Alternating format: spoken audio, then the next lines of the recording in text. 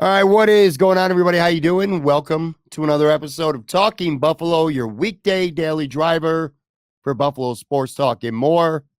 I'm your host, Patrick Moran. Thank you very much, as always, for locking in, whether you're listening to us on the audio side, whether you're checking us out on the video side on YouTube. Appreciate you all. If you haven't done so already, make sure that you are subscribed to this show. A couple of weeks away from Christmas, Buffalo Bills coming off a bye. I'm joined by my good friend, recurring guest. Wasn't here last week, back this week though. Anthony Marino from Buffalo Rumblings. What's going on, man? How you doing? I'm good. Although I don't like when we miss a week. I feel like it's you forget where we left off or what we've talked about or haven't Sure. talked about. So it's just it's good to be back. You know what's funny? Where we left off. So you were on 2 weeks ago. There was a Thanksgiving episode, and we do our finish the sentence segment every week. That's something we've been doing for a while now. And one of the questions was about what's your favorite part of Thanksgiving, the meal, or what do you have, or whatever. And you said stuffing, and I said that I would. And then I said biscuits. Besides, I said not counting turkey. What's your favorite part of your Thanksgiving meal? You said stuffing. I said biscuits, and I said that I quite literally would only eat uh turkey and biscuits. And for everybody out there who's watching and listening, we're going to be talking Bills Chiefs. This is a huge game. We'll dive in that a little bit, give our predictions for the game. Something to chew on, by the way, for people watching and listening. A couple weeks ago, before the Philly game, I had John, and you picked against the Bills, man, and I never thought I would see that day. You picked the Eagles to win that game. Will Anthony do it twice in a row? That's what we'll find out a little bit later on. I highly doubt it, but we'll see. But anyway, back to Thanksgiving real quick. So yeah, I said I only eat turkey with biscuits and literally nothing else at all. And then on Thanksgiving Day, I put out a tweet. I put a picture of my meal. And I said happy Thanksgiving, and then I tagged you in it. And some people, I actually made the effort to put up some responses from this. Let me pull this up because this shit was hilarious. If you're watching on the video side, it's the only way you're gonna see it. If not, I'll read off some of the responses. But anyway, this was my meal: 3 biscuits on a plate with turkey and gravy. Does not, and listen, to be fair, there was so much food at the table. This isn't my family. This is just me and not my family. Like, there was stuffing. There's like a million different sides. But my plate literally just has turkey smothered in gravy with 3 biscuits lined up directly in a row. And man, did that open up the floodgates for some funny tweet comments. Let me read a couple of them off here.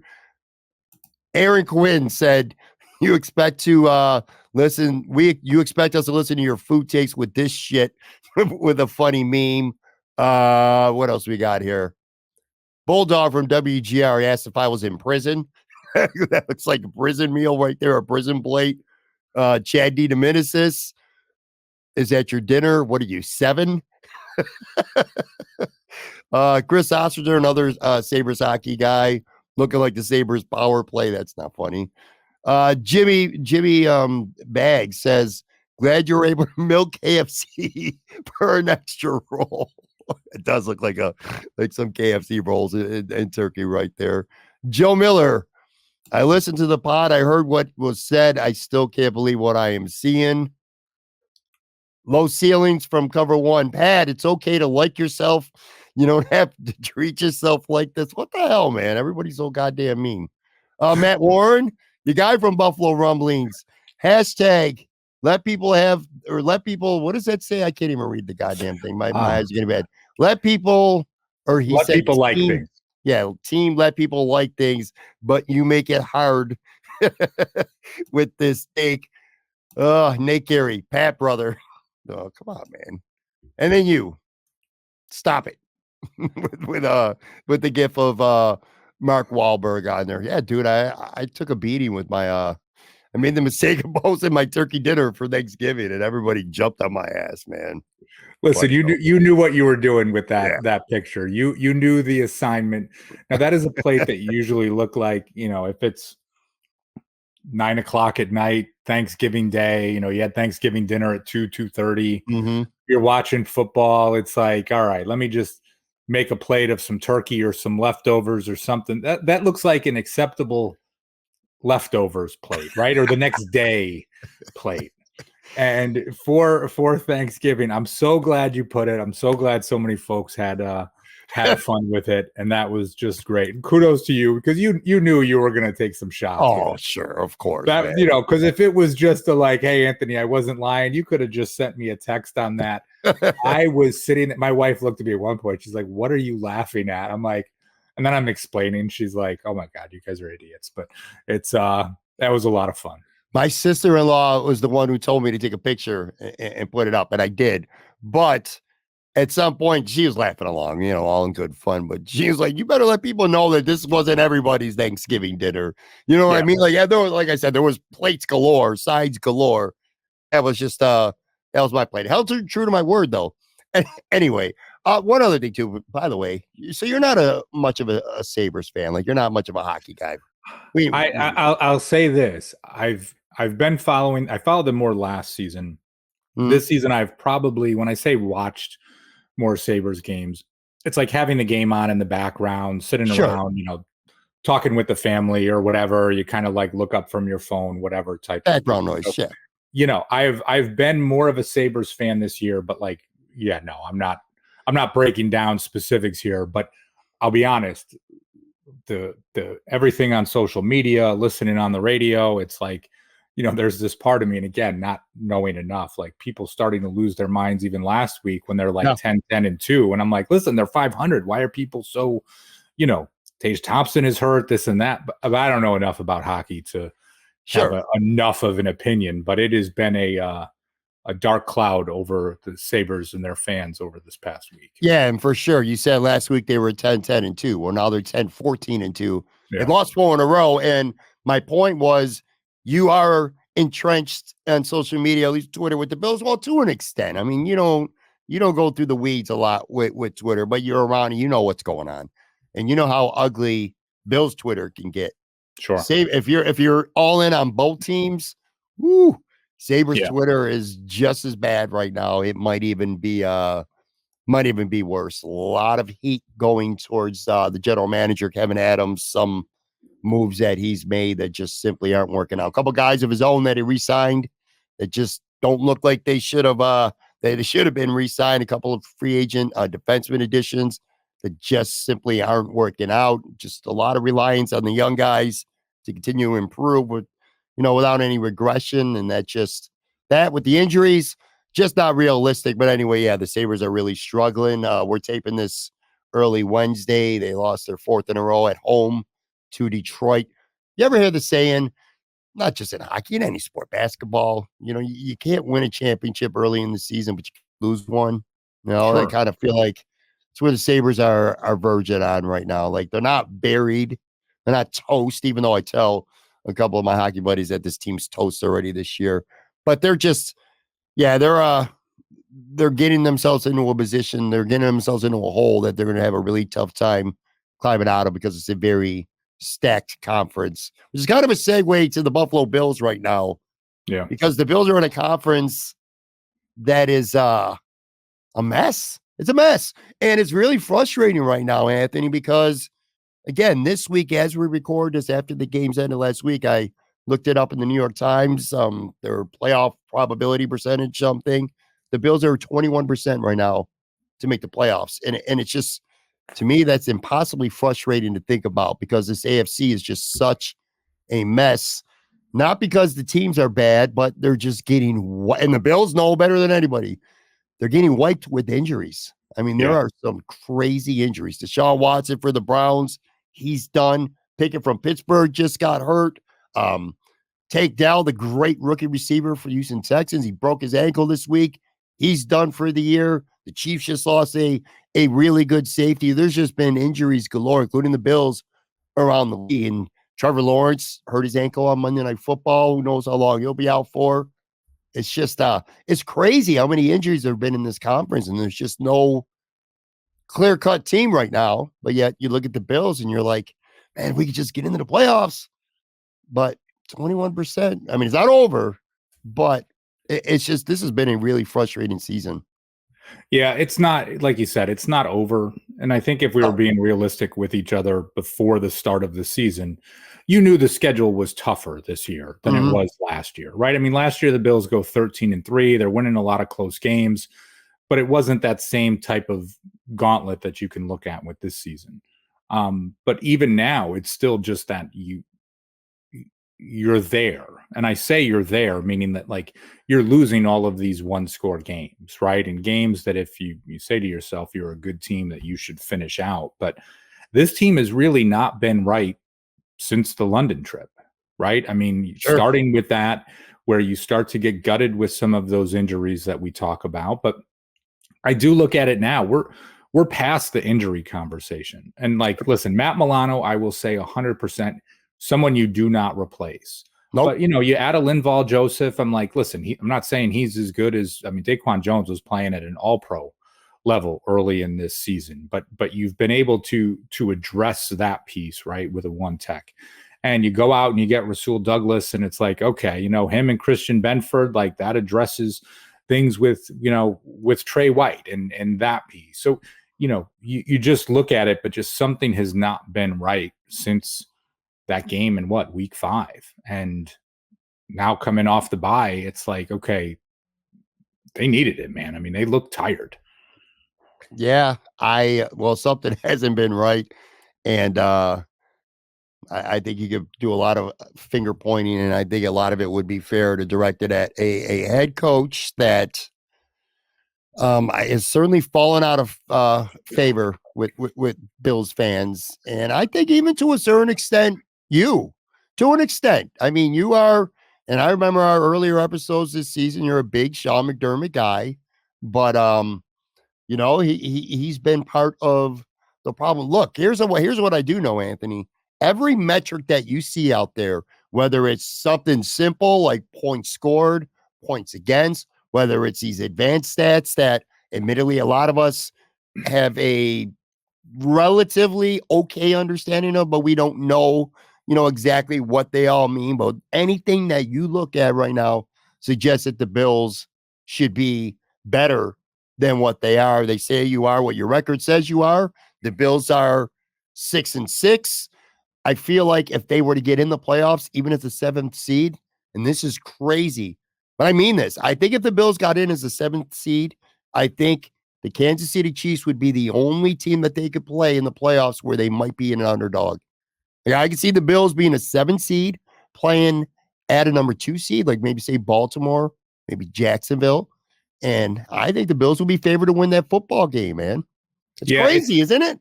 It is such a weird feeling, right? Because there's the part of your brain that just says, okay, season is done. What draft prospects are out there that play wide receiver or this or whatever you might be looking at? And then the other part is like, listen, if the Bills get in, I still think they can win the Super Bowl, which sounds crazy to be thinking that, right? Like almost schizophrenic to a sense. Yeah. And, you and I, obviously we haven't talked since the loss to the Eagles. And, you saying to me, like I texted Pat right after the game to say, like, I think I might be done with McDermott. Now that's like in the moment, right? You kind of get to that point, and I really do like Sean McDermott, what he has done for the Bills since taking over since 2017. But you look at it, and sometimes there's this type of coach, and you could say it about Granato too, right? With the Sabres. And again, not knowing anything about hockey. But sure. Like, here's a guy that can come in and it's like, hey, I can pick up the pieces from the mess that was there. I can take the shit show that was Rex Ryan, and I can come in and I can make this team function, and I can have these guys care about each other and care about their coaches and build something that is cohesive and can be so much better than what it was. Right. And we saw that from Sean McDermott. We saw that in season 1, even despite the decision to bench Tyrod Taylor for Nathan Peterman and some of the questions and things that go with that. But right, you get to that point where it's just like, okay, is this that ceiling, right? Is it a Tony Dungy? Is it a Marvin Lewis? Is it one? I mean, Tony Dungy won a Super Bowl eventually, but like, you know what I mean? Where it's like, listen, you can be really, really good, but is it then the point that you're just going to like hit that ceiling? And I think you start to see it with a lot of coaches. I mean, it's different for us because, listen, as much fans can talk about other teams, they focus so much on the Bills. You're not watching every Steelers game. You're not watching every Chiefs game. You're watching Red Zone or you're seeing highlights, and that's fine. Like, you only have so much time in your day. Sure. But like, it is to that point where you have to start asking the question. Yeah.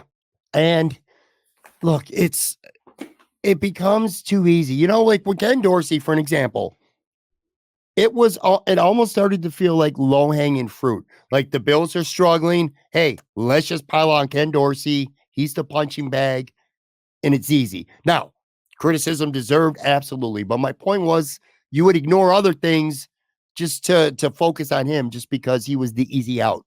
And I'm careful because I don't want Sean McDermott to become that where I blame every single thing on Sean McDermott. You know, it's not Sean McDermott's fault at times that Josh Allen was throwing some of the worst interceptions that you'll see, or that Gabe Davis, a ball's going through his hands for an interception, or that Jordan Phillips is grabbing guys and dragging them down by his face mask and getting 15-yard penalties like he does every single week. Although I'll blame Sean for that because his ass should be taking a seat on the sideline for a while when he does something like that. But yet he's back in 2 plays later. But you get what I'm saying. There's plenty of blame to go around for the Bills only being 6'6". The players have done a lousy job at times of executing. But at the end of the day, you're 6-6. You look at the missed opportunities, these close game losses this year, and it does come back around to coaching for me because I feel right now with 5 games left in the season, if the Bills went out, they're in the playoffs. I mean, that's no ifs, ands, and buts. They get to 11, they're in the playoffs. I think if they get to 10, I think they got a very reasonable chance of making the playoffs. But let's just say if they win 4 out of their 5 and they don't get in, if, you know, there's 4 other teams that got 7 wins right now, and they're all ahead of the Bills in a tiebreaker scenario because of conference losses, because they haven't played any of these teams head-to-head right now. Let's just say the Bills get to 10-7 and they miss the playoffs. I'm going to go back and I'm going to point to Sean McDermott at the end of the Denver game between being a defensive coordinator and not being able to get a stop on the last drive, and between the timeout, between not having enough guys or too many guys out there on special teams. And then I'm going to go back to this Philly game where I thought, you know, we haven't talked about this Philly game because it's old news now, obviously, but I had you on before the game, not after it. And it was cowardly coaching at the end of the game. It was straight up coaching. I hate the term coach not to lose. Usually I think that's a stupid term. He was coaching not to lose that football game, and it showed. You saw what the Niners did against Philly, man. They got up, kept the gas on, kept the defensive pressure on, didn't give up anything, and smacked the shit out of the Eagles on their field like the Bills had an opportunity to do.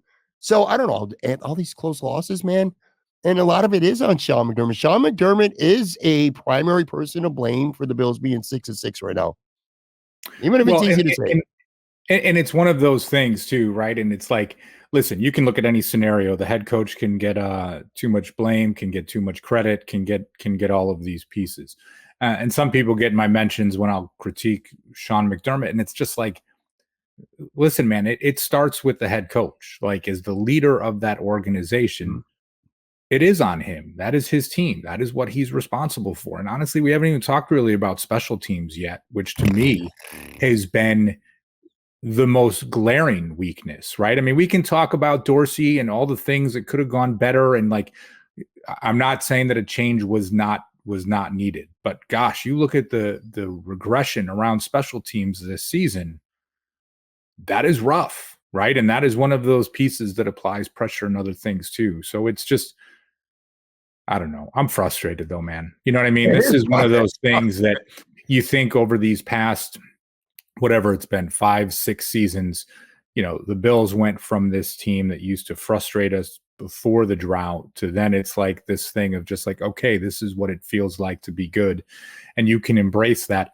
Now I feel like it's almost drought era again. Like, oh my gosh, if just this happened, or if just this happened, you know, they would have made the playoffs, or they would have this. Like, this roster's too talented to be talking about saying like, oh, we could have just made the playoffs. But, and you look at the AFC, which we thought was going to be stacked. I mean, one of those games flips, and right now you're like, hey, we have a chance at the 1 seed, as crazy as that sounds. To your point about that feeling that you used to get during the drought era, let's go back to that Philly game one more time. So he lines up for a 59-yard field goal, 59.5-yard field goal.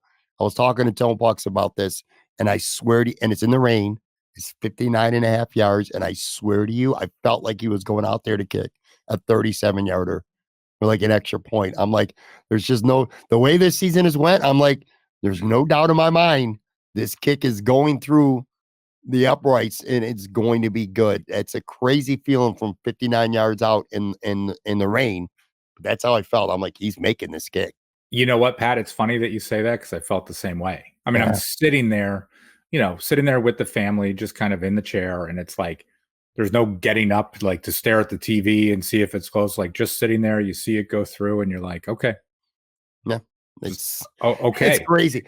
And it's one of those things too, where it's almost like, and I know for all the heat we've given McDermott, like of burning that additional timeout to ice the kicker, and I realize that part has been huge and this and that, and it's like, hindsight is 2020. The guy made a 59-yarder, icing the kicker, not icing the kicker, any of these types of pieces, like you don't see guys hitting 59-yarders in the rain and in the wind, and it's just like, Jesus, that's just one of those days, man. Really. back to Sean too, because he called that timeout, and then there's still 20 seconds left, and of course the Bills just take a knee and go to overtime, and it was frustrating watching Monday Night Football this week and watching by the way, a fantastic Bengals Jaguars game. Holy shit, was that a good game? But anyway, the Bengals with a backup quarterback, same scenario, literally the same scenario, like 20 seconds left on the clock, and they threw the ball. They got the ball back. Now it was only, and I put that out there, and I said with a backup quarterback on the road, nonetheless. In fact, your guy from Rumblings, Matt, put out a tweet. Oh, imagine that! They're going for trying to score, and then a couple fans who, quite frankly, I'll call them generously. I'll call them idiots. I could say more, but I won't. But they're blasting me for talking. Oh, he threw a swing pass out in the flat, whatever. I'm like, well, yeah, maybe the guy makes somebody miss, and maybe he makes a play. Maybe he gets 17, 18 yards on first down, and then bam, you still got, well, he should have had 2 timeouts, but he blew one idiotically, to freeze a kicker instead of thinking, well, if he makes this kick, I still can have 20 seconds and 2 timeouts. He just doesn't have that mentality. Well, maybe he does when they're playing the Atlanta Falcons or the New England Patriots of the world, but when they're tight games and big moments, he just seems to freeze. And I loved your take about special teams. That is not being talked about enough this year. We could go back to the Denver game and recite a billion things, but at the end of the day, if a special teams coach and 17 players knew their assignment, we've said that now twice on this show, know the assignment. But anyway, if the players knew the assignment, who was supposed to be on the field and who wasn't, nothing else for 59 minutes and 59 seconds matters. The Bills walk off a winner because he missed the kick and the game was over, but they got a penalty. You go back to the Jets game. People forget about this. How did the Jets win that game in overtime week 1? A punt return for a touchdown. The special teams has been brutal this year. You can make a very fair case that they're a big reason why the Bills, at a minimum, aren't 7-5, let alone maybe even 8-4 instead of 6-6. It's been a big under the radar problem this year. So frustrating, man. I mean, I can just go on, and it's just like, but here we are, 6-6, and it's like onward. Yeah, got no choice. Got no choice. I said, and I still feel this way, and I hope I'm wrong, but I said the Denver game, I could live. The Jaguars game, they didn't deserve to win. The Jets game, Josh Allen played bad. They did not deserve to win that football game. The New England game is deplorable to lose that game. That team has 2 wins this season. They're just riding away, wanting the season to be over. It's inexcusable to lose to them, and especially when you have a lead and then you give it up on the last drive. But you get one of those games per year. You always have one of those games. The Eagles game was just a big game. It's frustrating to lose. They should have won the football game. But, you put yourself in a position where it hurts more, because I keep going back to the Denver game. That's the game that I can't get past because the game is over. He missed the kick. And at the end of the day, I feel like we might be having a conversation 5 weeks from now, like the Bills missed the playoffs by 1 game. And it was because of that. Now, I'm wrong, but I'm being realistic here, Anthony. I'm being realistic. That's the loss, I feel like. Yeah, I mean, I'm resigned to the fact right now, too. And I don't know if it's just you're trying to set yourself up for the disappointment, but the reality is they're 6-6. They're the 11th seed right now. So it's not being pessimistic or anything along those lines. Like, do I think they can run the table? Absolutely. Am I expecting them to? Absolutely not. Yeah, agreed. One more thing, and then I want to take a break, get into the Chiefs a little bit. Only from a football side, because there's just not much more we could add to it at this time. I'm talking about Von Miller. And there's not really anything else we can add at this time as we tape this anyway. Something might come out Wednesday. In fact, the Bills are back to practice after we tape this episode today. Maybe we get some kind of update. My expectation is that he's away from the team while they continue to look into things or whatever. But the Von Miller arrest last week just makes a frustrating season even more frustrating. I tried having a conversation with Tone Bucks the other day in terms of, the personal human element aspect of it all, but I think that's really hard to do until we learn more. But from a football standpoint right now, we've talked about this guy for weeks on end, it feels like. Is this the only question I could ask you that could tie into what happened in Texas during the bye week is, legal stuff aside for now, can you use that as, I guess, even if necessary, like an excuse to just get this guy off the field? Because I don't think he's helping this football team right now. I've said that for weeks. I think he's a liability out there.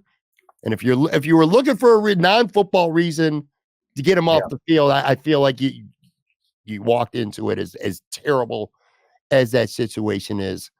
Are you good with Von Miller being shut down for the season when you factor in what we've heard about in Texas last week and what we've seen on the football field right now, and knowing that you ain't got no more room for error? You got to have your best 11 players out there every snap. Are we done with Von Miller at least for this season? Do you think? It has nothing to do with what the allegations which took place in Texas. Mm-hmm. He should not be on the field. Agreed. He should not be on the field. Now, obviously, if what happened in Texas, allegedly happened in Texas, if that comes about, like, that's a whole other piece of, right, like, should the player even ever play in the NFL again? And that Correct. Is a totally different conversation. With this, regardless of that, Von Miller is a liability right now. And it is not I don't look at this as something of just saying, oh, here's a guy that's over the hill and he's washed or whatever. Like, he is a year coming off the injury. This does come back to coaching for me. And I know we just keep railing on Sean McDermott, but as the head coach, if he is not ready, or if you are giving him a chance and he is showing that he is not ready, not delivering the way that he needs to, then he just should not be on the field. That goes for any player in the lineup, no matter who they are, what they're paid, anything along those lines. It just does not make any sense. And I got it, like, at the beginning of just like, hey, let him play through it a little bit. Let's see what he's got. Like, sure, he's got to knock off some rust. I completely get that. That was week 5, week 6 against Jacksonville, right? Like, when you think about it, it's been almost like 2 months at this point. So it is not working. And as a head coach, leader or not, you have to make some difficult decisions and just say, like, I can't be giving a guy 20 snaps just to give him 20 snaps. Agreed. I couldn't agree more. And it has been long enough now. And I'm seeing nothing better when Von Miller's playing the Philadelphia Eagles here in week 12 or whatever that was, than I saw in week 5 against Jacksonville. And it's at the point where he's on the field on a meaningful down. Give me AJ Epinesa, give me Shaq Lawson, hell, even give me Kingsley Jonathan at this point, purely from football, because they're just going to give you more than Vaughn's giving you. And you got to win these games. Anyway, real quick break, come back, and we're going to talk Bills Chiefs. All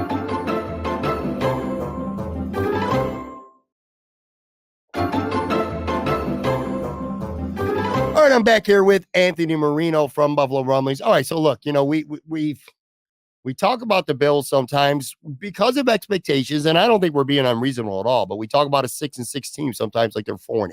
You know what I mean? They are still alive. There are still 5 games left. It is a tough schedule, but it is not unfathomable to think that the Bills could go on a run. The offense has looked really good the last couple of weeks under Joe Brady and Josh Allen running the football. One last Tone Bucks reference because he's so right.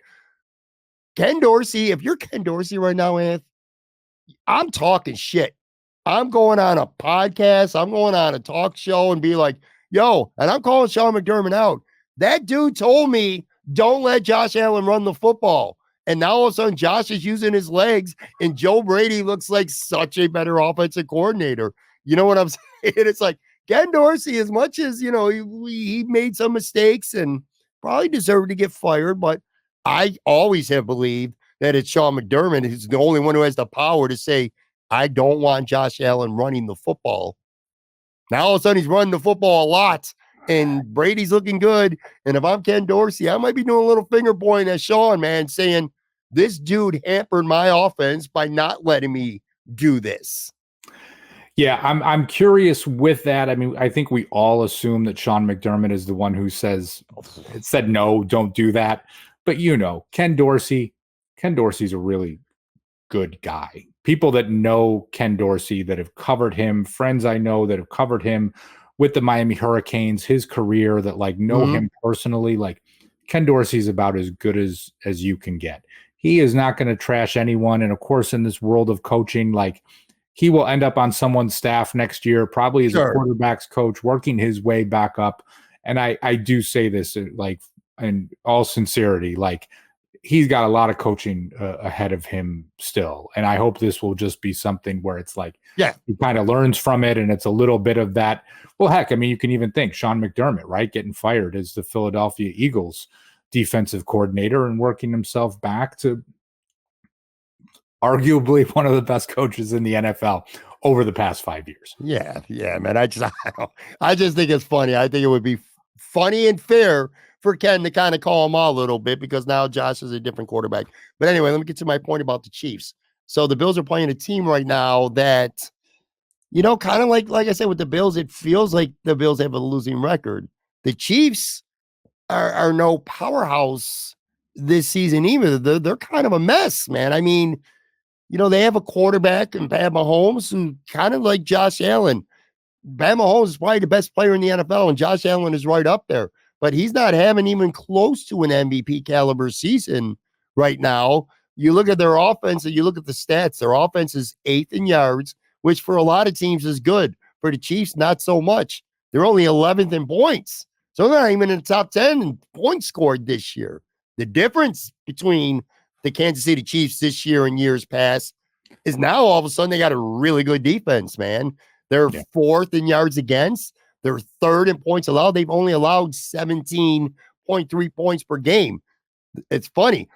Again, they're a mess on offense. The difference between the Bills and the Chiefs, of course, is that the Chiefs are 8-4 and the Bills are 6-6. This might not be much to some fans, chagrin right now. It's going to be a great game, and it's a huge game for both teams. For the Chiefs because they're trying to get a 1 seed, and the Bills are trying to make the playoffs. It's going to be a great game, but this might not be that 41-38 shootout that everybody wants to see or that expects to see. This might be a tight mid-20s kind of game, man. Yeah, and let me go off on one little tangent first too, because when you talked about MVP candidates, it's so funny because people talk about that a lot, and it's if the Bills defense stops the Patriots and if the Eagles miss a field goal and if the Bills don't have 12 men on the field against the Broncos, Josh Allen is the runaway favorite for MVP. Probably done nothing different than what he has done statistically or interceptions or this and that. So it's always like that conversation. It's always so funny to me because, you can look at stuff and now people talking Brock Purdy and before it was Jalen Hurts. And it's just now it's Dak Prescott. It drives me Nate crazy. All right, now let's get to the game. I'm sorry, I needed to get that off my chest. No, it's a good point. It's a good point. You're right. So you talk about this one, and I feel like over the past few years, the luster is off the Chiefs, and that is no disrespect to them. I mean, they're the defending Super Bowl champions. Andy Reid is still the head coach, still have Patrick Mahomes and Travis Kelce, like no one that you take for granted. But the Bills have won enough games against them now that it's not this piece of like the years of going against, Tom Sure. Brady and the Patriots, where it's just like, good gosh, you cannot get over this hump, right? In any way, shape, or form against this team. When is it going to happen? The Bills have shown, and again, hey, credit to the Chiefs and the playoffs. They have been the ones that have won the games, the ones that are most important. But sort of that like, oh, hey, big brother, little brother, like I'm never going to win this.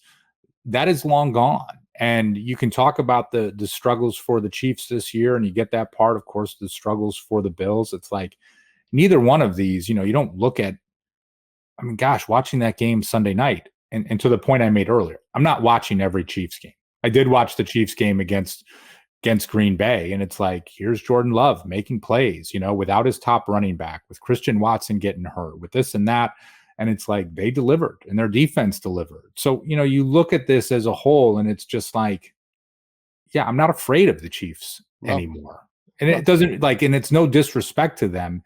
It's just not this like, oh my gosh, this is, I got to get over this hump. That happened a couple years ago.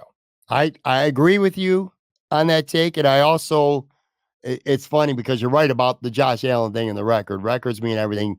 It's most valuable quarterback anyway. That's what the award may as well have been named. It's been 2012 since a non-quarterback has won NFL MVP. And my hot take earlier this week, and I'll stand by it for now anyway. If I had a vote for MVP right now, my vote would be for, people don't want to hear this shit. Tyreek Hill will be my NFL MVP right now. I think he's the most valuable player in the NFL. He's putting up ridiculous numbers. He single-handedly makes that offense scary and good. I don't think that offense would be shit without Tyreek Hill. I mean, Tua's an okay quarterback, and they got a lot of secondary weapons, but Tyreek Hill makes everything, and he makes everyone around him better because you can't pay much attention to them. Anyway, I'm kind of going off on my own thing here. Sorry. Yeah, Pat Mahomes, anyway, he's been, by his standards, 3,127 yards, 22 touchdowns, 10 picks. So he's throwing a lot of picks like Josh, pretty ordinary.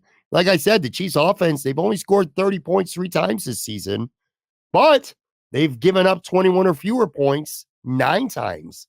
So I go into this game expecting, it's crazy to say when the Bills play the Chiefs, but this might be somewhat of a defensive struggle, a little bit at least anyway. The Bills defense has played good for stretches.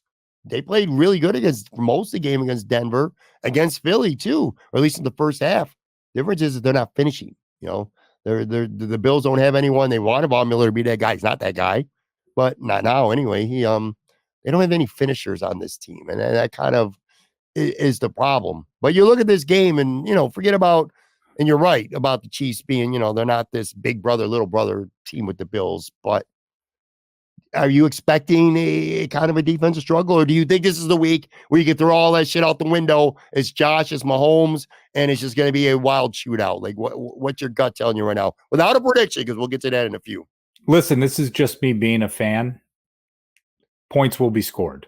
And I think that is, it's kind of like the expectation of what you want to see happen. I mean, of course I want just the Bills to score, not Kansas City, but you know what I'm saying? Like that point of like going into this matchup.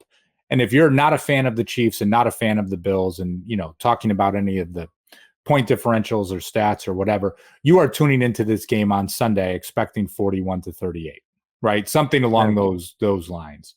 And, maybe it's not to that point, but I'm still expecting there to be points, and there might not be, right? It could end up being a defensive struggle based on what you just talked about.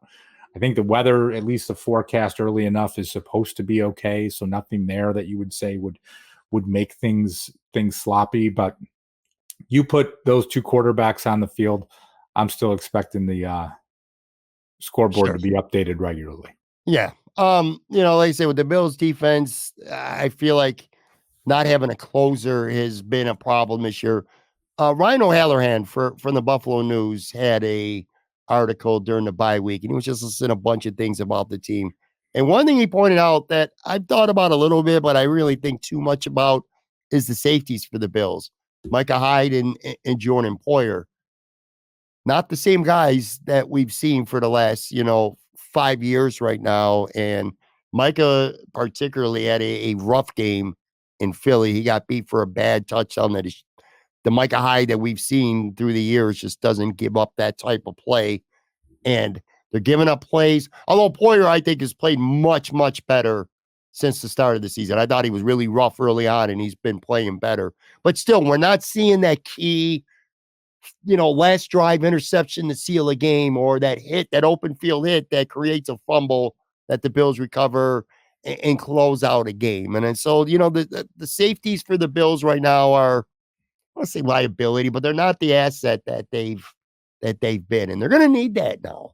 Yeah, this is the toughest part, I think, right now. When I look at this season, when you look forward to the off season, and not to make this about the Patriots, but like you remember all those years where it's like, good gosh, like Bill Belichick would get rid of guys that were mainstays with his franchise. He'd trade them away or he would release them.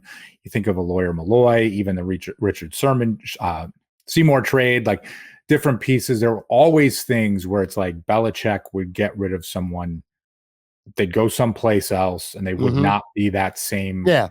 Correct. Or like then they'd start to fall off the cliff. And, you look at that piece and you start to think, even back to, years before where the Bills re-signed Darrell Williams and John Feliciano. And, you want them to bring back all of these players because as a fan, you like them. You have an affinity to them. You want to see them back.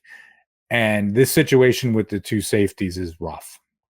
It's rough because, and I'm not even talking about the play. It's just like they are getting older. Like we all expected Jordan Poyer to be gone before this season. Now with Micah Hyde, who we can probably all argue since Sean McDermott got here, minus, but in that stretch has been the most important Buffalo Bill. I mean, him and Poyer coming in as the safeties in 2017 have been phenomenal. They have been the best safety duo in football. And that is a part that watching that game against the Eagles, it started to feel like, good gosh, like, you just looking at someone, you're like, I don't think that's just it was a bad play. It's like, I think we might be getting closer to the end. And that's tough because these guys have been so good. And I keep just waiting for, like you said, that key interception or a, pass breakup on a crazy throw into the end zone, circus catch that a guy makes type of thing. Like, some of that. And it's right. You think that Micah Hyde interception against Mac Jones first drive of the game in the playoffs, what would it have been 2 seasons ago, where he comes sprinting across the field to make an incredible interception. It's just, that happens with these guys with age. And I don't like to see it, but I'm afraid it's that we're getting close to the end there. Yeah. And, some people are saying, well, bench one of them. You can't. Who are you going to put in right now? They're stuck. Taylor Rapp's no better than either of them. DeMar Hamlin's only on the field when there's injuries.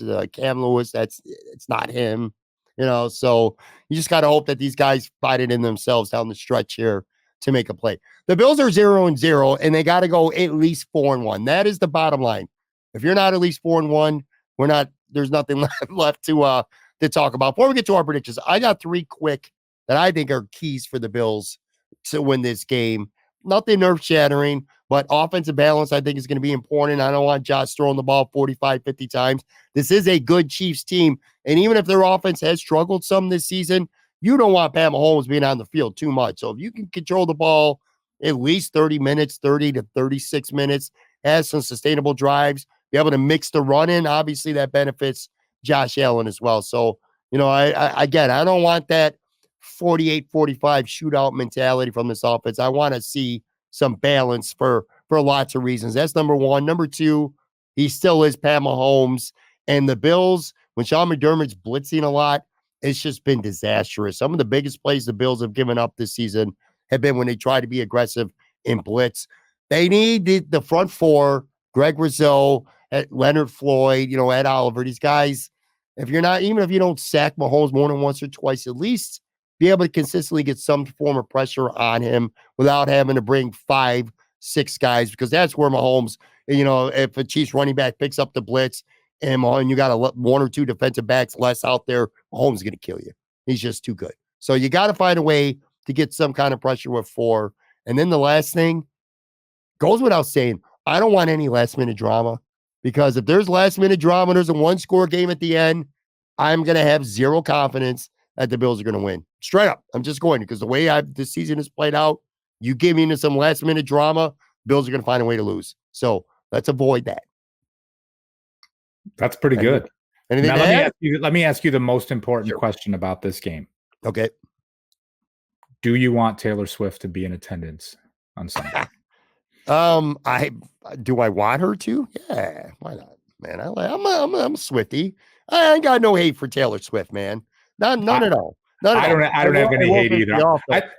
I thought you were going to say, like, oh, if she's at the game, they're going to cut away to her all the time. It's going to be this and that, or any of those pieces. But I'm far more annoyed when they cut away to Brittany Mahomes than I am to Taylor Swift. She's the biggest star in the world. I will say, I'm not going to lie, during the heat of the moment, let's just say, the Bills desperately need a touchdown and Josh Allen throws an ugly 4th quarter pick and the crowd's going nuts, and they cut away to Taylor Swift hugging Brittany Mahomes after a critical Josh Allen interception, which, say if that were to seal the game for the Chiefs and potentially end the Bills season, yeah, man, I might be ready to start cussing and throwing some shit at my TV and screaming at Taylor Swift and saying that I hate her and going on Twitter and rolling off a couple dumb tweets, which I probably will delete later in the day. Then, yeah, sure, I'll be annoyed by her, but otherwise, I'm good with her. The crazy thing is, if the Bills lose on Sunday, the season's still not over. It's not over. It will be on life support, though. It'll feel like it's over, but I think when you look at these games down the stretch, and again, trust me, I agree with it being on life support, but it's just, Dallas is still coming to play in Buffalo. Like, to me, okay, that's different. Like, all right, I'm fine with that. The Patriots, the Chargers, the Dolphins, and week 18, all of those things. Like, I'm trying to keep it in perspective, but I do agree with you, right? The Eagles game could be one where you can come away from it and be like, hey, the Bills are good enough to play with anybody, and I'm good with that, and they certainly prove that. But yeah, you do need this one. My prediction has been, and it will continue to be, for the record, the Bills are either going 5-0 down the stretch or they're going 2-3. I think it's going to be one or the other. I think losing this game would be demoralizing to them. I think it leads to a Dallas loss and then a Miami loss at the end of the season, too. If not, maybe a Chargers loss. So there's going to be 3 losses in there if they don't win this game. That's my prediction, but that's for the season. As for the game, let's get to your prediction. Bills versus Chiefs. Again, you picked against the Bills, which stunned me 2 weeks ago. What are we looking at this time? Something tells me with so much on the line, we're not going to get a repeat of that. But let's confirm that. Give me your game prediction here. No, I'm picking the Bills, 28-24. Bills coming off the bye, which they desperately needed. The Chiefs not playing as well as they could be. They just played a tough, heartbreaking loss on Sunday Night Football. I can pick the Bills with like no hint of fandom of just like, oh, this is what I want to have happen. Like, yeah, I like the Bills on Sunday's game, and I think that's a victory that they can get. And I do like there being enough points, like I say, 28-24. You get over 50 points. That's not qualified, I think, as like a shootout in the minds of fans, but I certainly see that piece. I will. I'm going to stick with the formula that I have said going into the season, and I have felt all season long. The Bills, whenever they play the Jets, I never feel confident because the defense always plays well against the Bills, except for the last game. But that's my feeling. I hated them against the Bengals because I just think the Bengals are a lousy matchup for the Bills. And quite frankly, I just think the Bengals are a better football team. I've said that I think the Bills, even though Miami's a great team, I think the Bills just always match up well against them and that they can beat Miami. I think the Bills match up well against the Chiefs, and they've beaten them on the road 2 straight years. There's no reason why there can't be 3. So much is on the line. I got the Bills by 2 scores, and then I see the Chiefs near the end of the game. Mahomes has the ball with maybe 3 minutes left and a chance to cut it to one score. I don't know who it's going to be. I can't get that part of my head. For some reason, like Terrell Bernard or Taron Johnson pop in my mind. But the Bills are finally going to have somebody step up and close the game out on defense with a turnover. And I got the Bills winning. I said a 2-score game. So I'm going to say 34 23. 34 23 Bills over the Chiefs. Season's still alive. If the Bills win, I'll say this. The season's not over. You're not wrong. If the Bills lose this game, it will be do or die, literal do or die against the Cowboys. But it's going to feel to a lot of people like this season is over because of the help that they might need, even if they do win out to get to the playoffs. But if they win this game, next week against Dallas, that shit is going to be hyped. That is going to be a lot of fun to talk about all week long. The league, the national media will be on that game. It will be a huge game for everybody to enjoy. So anyway, we'll see how that plays out. But Anthony and I both picked the Bills. Before we get out of here, let's do our weekly finish the sentence segment. I got 3 of them. Like always, an opportunity for fans to kind of get to know a little bit more about us beyond just what we think about football and sports. Let's start here. Michael Jackson's Thriller album came out 40 years ago this week. My favorite MJ song ever is blank. All right, so I need to go in the time machine back to when I was 8 years old and this came out, and Michael Jackson was the biggest star in the world, and music videos actually meant something too, right? And I think sometimes when you think back to something that was your favorite song, the music video would play a part of that. So for me, it had to be Beat It. That was just such a great video. You got, it's like the Jets and the Sharks, almost like a modern day West Side Story, taking place with that. And to me, that was an easy choice. Mine is not Beat It, but man, it was so close. It's Billie Jean, and I'm telling you, it was so close. Billie Jean with that beat might be my favorite. It might not just be my favorite Michael Jackson song ever. It is definitely my favorite 80s song ever, and it might even be my actual favorite song ever. And by the way, that album, so you were 8, I was 10. God, that is one of the greatest albums, might be the greatest album in the history of music. And I'll never forget the 80s phenomenon when I was in grammar school at the time, and just everybody wearing, well, not leather jackets, we'll say pleather jackets, so you can get them a lot cheaper, but they weren't real leather. The pants, just everybody wanted to be Michael. It was crazy at that time during that era to just see him blow up like he did in that album. But yeah, Beat It was really close, man, and I love that video as well. But for me, it's Billie Jean by a nudge, by just a tiny little bit. All right, next one. First major sports event you can remember attending is blank. Yeah, Three Rivers Stadium, Pittsburgh Pirates baseball game. I can't remember who they were playing against. I grew up in Rochester. We had family that grew up in the Pittsburgh area, and we'd go visit our cousins like each summer for a few nights, and we would go see the Pirates play. And this was before the first time I went. I think it was still like Tony Parker, Bill Madlock, not to the Andy Van Slyke, Bobby Bonilla, Barry Bonds era yet, although we did get to see them a little bit later. But for me, going to that first Major League Baseball game, I was a baseball junkie as a kid, right? I mean, could not get enough of the box scores, the trading cards, this and that. So going to Three Rivers Stadium, that was my first, and I always remember that fondly. Okay, that mine, and I remember it because of the score of the game, because you just don't see these type of hockey games. I had to go and look and do the research so I can provide the information to it. But I remember it was 1981, so I was 9. I was going on 10. I wasn't quite 10 years old yet. And my father won on, I want to say it was WGR. I don't know if WGR was even a thing back in those days. It might have been another sports radio station in Buffalo. But anyway, my father won Sabre tickets. You know what? It might have been a country music station, actually, now that I think about it. But, you take the 40th caller or whatever, and they win tickets to a game. My father won tickets to a Sabres game. And He didn't drive, and we took a bus from the west side downtown to the auditorium. I remember it because it was snowing out. And this was one of the cooler things my dad and I did together. We didn't do I'm not gonna lie to you, sit here and tell you we did all these things together. We didn't do a whole bunch of things together except for wrestling. Wrestling was our thing. He always took me to the yard for wrestling. But my dad was not a hockey fan at all. But he took me to the Sabres game. It was March 19th, 1981, and they played the Toronto Maple Leafs. And again, that's information. I didn't remember the date or the even I do remember the team, but I didn't remember the date but the Sabres won that game 14-4. And I'll never forget that. Scored 14 goals, and I had to look it up. It was only 1-0 after the first period. Then the Sabres scored 9 goals in the second period.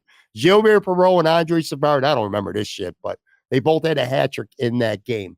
But I remember that shit. I remember my dad took me 2 buses from the west side downtown after winning Sabre tickets. It's the first time I can remember. I didn't count wrestling because I went to lots of wrestling shows before that, but that's to me more entertainment, not really sports. But yeah, the Sabres scored 14 goals that game. I think that might still to this day be their franchise record. And that's the first game, at least the first one I can remember ever attending. Really cool. Last one. That's awesome. Coolest Christmas gift you ever got was blank. You throw the word coolest in there, and that kind of like throws me for a loop, right? I think into when I was young, getting a G.I. Joe hovercraft or the AT-AT from Star Wars, those things. But the first thing that came into my head was just, and I was probably like 11 years old, like, I got like a 10-speed bike. And when you're that age, right, and you start to get some independence and you can just like go with your friends biking, leave in the morning, show up for dinner, and like nobody cares where you are, anything along those lines. And I think, back in that time before kids had phones and parents knew everywhere you were and this and that, like getting that bike, it was just like, it was almost like giving you a new car, right? Like, hey, I am out, like, and just kind of having that independence. So I will always remember that red 10-speed bike that I had. And I mean, I had to change the tires so many times because we would just go and they would get worn out. And that was to me, honorable mention to the G.I. Joe hovercraft and the AT-AT. Those things were certainly phenomenal when you're that age. But, as you get a little bit older, the 10-speed was where it was at. I'm going to give honorable mention to just even a year ago. My daughter got me a record player a year ago. And ever since then, I've really been kind of like into vinyl, and I will still sit to this day. Sometimes I'll grab a cup of coffee and I'll just sit at the dining room table because it's in the dining room table, and I'll just put on a record. I've done it with Christmas music lately. In fact, like Bing Crosby, I got his album, a couple others, and I just love the sound, the phonographic sound of a record player, just the vintage sound. I love it. It brings me back to a fun time. It's honorable mention. It's not the coolest one, though. The coolest one, I can't tell you the age. It was somewhere, I'd say, between 9 and 12. I got an Atari 2600, which, damn, does that make me feel old, man. Now people go get an Atari at like the drugstore with like 10,000 games already included, in the software or whatever. Not the same. But anyway, got an Atari. And what I remember so much about it is, which is a terrible idea, by the way. I would not recommend this for any parents out there with young kids. I opened all my gifts that year, and I did not get the Atari. And then maybe, I don't know, 15, 20 minutes later, my mother had told me to go to the back of the house to go grab something for her. And then on that was a big letter or note, whatever, with a present. And that was the Atari, which was awesome.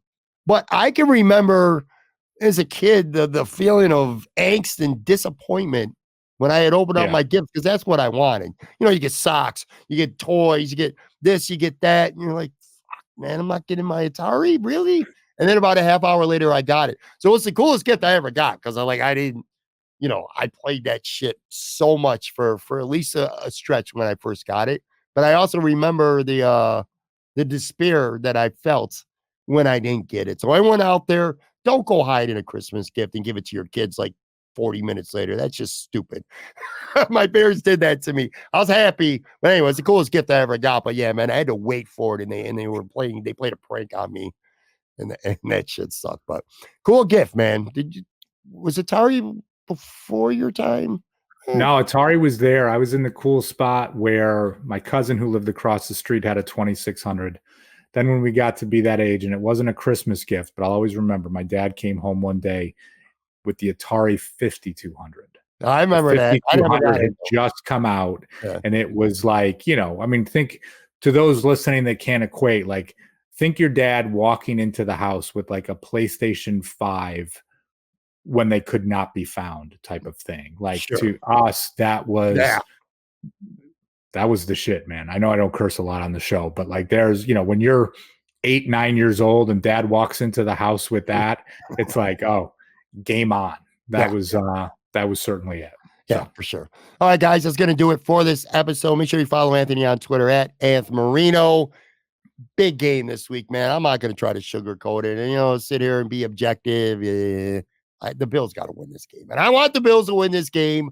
I want to have a better vibe for our show next time we talk and just all the other shows. And plus, I want to have that feeling that if the Bills beat the Chiefs, I'm going to feel like the Bills could get to the Super Bowl. I'm telling you, that's how I'm going to feel right now. So I already see the headlines. The Bills are back Monday morning after it happens. So, all right, Ev. Thank you. And thank you, everybody, for watching, for listening. I'll be back with a brand new show tomorrow. Take care.